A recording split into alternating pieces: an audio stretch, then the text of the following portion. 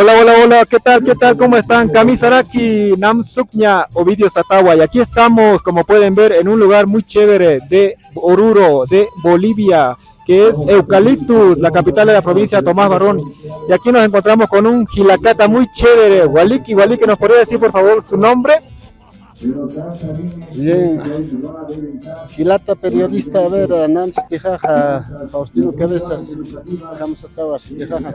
Oh, chévere, chévere, ese es Aymara avanzado, ya tengo que aprender Aymara y tenemos que aprender Aymara. La siguiente pregunta es, y para que todas las personas conozcan del mundo mundial, ¿por qué es importante las tradiciones de la provincia de Tomás Barrón y Eucaliptus? Nanagaja, acá, festividad, acá, Aukina kan, era tiempo, achachilana kan, costumbre pananagaja kan, capta, fiesta patronal, ¿no? Eucaliptus.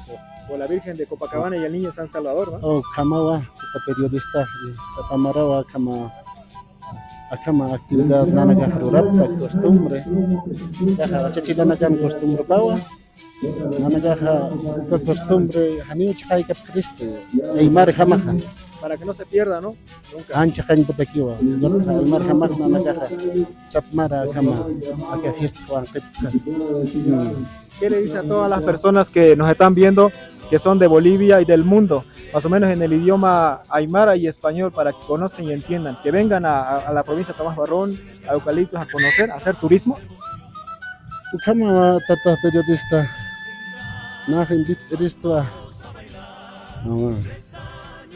angkapacha isat pacha aka sutap haspa aka hacha fiesta patronalawa aka departamento Oruro kan provincia Tomás Barrón Eucaliptus no nanagaja Oruro pertenecita tapaspa turist kamagan nanagaja fiesta rurapwa 3 de agosto, 4, 5, 6, 7 clase ¿no?